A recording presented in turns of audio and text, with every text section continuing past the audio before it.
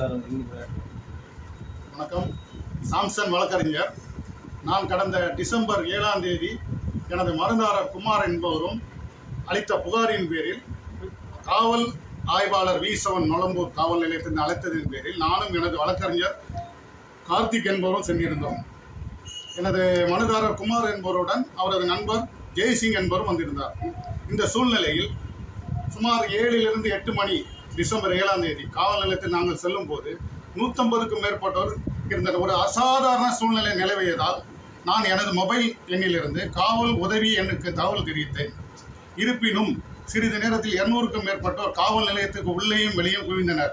காவல் நிலையத்திலேயே எனது மனுதாரரை அசிங்கமான வார்த்தைகளால் திட்டியும் அடிக்கவும் முற்பட்டனர். பின்னர் காவல் ஆய்வாளர் வந்த பின் காவல் ஆய்வாளர் விசாரணை செய்த அறைக்குள்ளேயே வந்து அசிங்கமான வார்த்தைகளால் திட்டி கொலை செய்து விடுவதாக மிரட்டல் விடுத்தனர். பின் ஒரு நாள் கால அவகாசம் கேட்டு நாங்கள் வெளியில் செல்லும்போது சுமார் 200க்கும் மேற்பட்டோர் சுற்றி வளைத்து எனது மனுதாரர் குமார் என்பவருடன் வந்த ஜெய்சிங் என்பவரின் சுமார் 4 லட்சம் மதிப்புள்ள தங்க செயினை அறுக்கவும் கையில் அணிந்த பிரேஸ்லெட்டை அபகரிக்கவும் முயன்றனர். நானும் எனது வழக்கறிஞர் கார்த்திக் என்பவரும் பாதுகாப்பு அரணாக நின்று மிக நீண்ட போராட்டத்திற்கு பின் அவரை மீண்டும் காவல் நிலையத்துக்கு அழைத்து சென்று பின் காவல் ஆய்வாளரிடம் முறையிட்டு பாதுகாப்பாக அழைத்து சென்றோம். காவல் நிலைய வாசலிலே மிகப்பெரிய அசம்பாவிதம் நடைபெறவிருந்தது.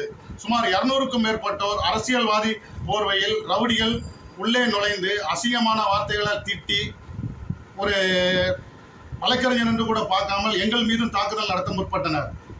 இது சம்பந்தமாக 100க்கு தகவல் தெரிவித்த பின்னரும் காவல் நிலையத்துக்குள் சுமார் 200 பேரை அனுமதித்தது எப்படி என்பது புரியவில்லை. வழக்கறிஞர்கள் மற்றும் எங்களுக்கு இந்த நிலைமை என்றால் பொதுமக்கள் நிலை என்னவென்று தெரியவில்லை. இது சம்பந்தமாக காவல் நிலைய CCTV ஃபுட்டேஜை சுமார் 7ஆம் தேதி இரவு 7 மணியிலிருந்து 8 மணி வரைக்கும் உள்ளதில் ஆராய்ந்து பார்த்தாலே உண்மை என்னவென்று சம்பவம் என்னவென்று தெரிந்துவிடும். ஆனால் சுமோட்டோவாக காவல் ஆய்வாளர் அவர்கள் மீது வழக்கு பதிவு செய்திருக்க வேண்டும். ஆனால் எங்கள் தரப்பினர் மீது ஒருதலைபட்சமாக வழக்கு பதிவு செய்து FIR போட்டனர்.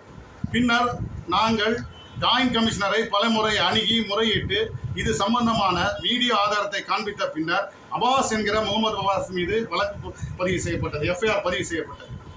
ஆனால் அவர் மீண்டும் சுதந்திரமாக உலா வருகிறார். அது மட்டுமின்றி எனது தரப்பினர் ஜெய்சிங் என்பவர் மீது கொலை மிரட்டல் விடுப்பதும் கொலை செய்து விடுவதாகவும் மிரட்டல் விடுத்து வருகிறார். தொடர்ந்து அவரது பாதுகாப்பு கேள்விக்குறியாகி உள்ளது.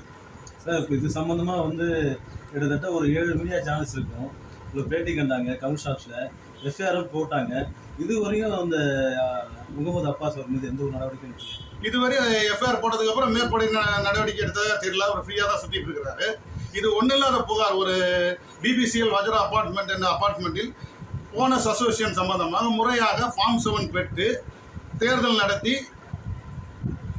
சங்கம் நடத்தி இருந்து முறையற்ற முறையில் அத்துமீறி ஃபார்ம் 7 மற்றும் முறையான அனுமதி எதுவும் பெறாமல் அசோசியேஷனை அபகரித்து கொண்டு நாதான் பிரசிடென்ட், நாதான் தலைவர் என்று முகமது அப்பாஸ் என்பவர் அங்கு நடத்தி வருகிறார். சுமார் 140 வீடுகளுக்கு மேல் இருக்கிறது. இதில் நடந்த முறைகேடுகள் பற்றியும் காவல் ஆணையரிடம் ஜெய்சிங் என்பவர் புகார் அளித்துள்ளார். சுமார் ஒரு 40 லட்சம் கையாடல் நடந்துள்ளதாக புகார் அளிக்கப்பட்டுள்ளது.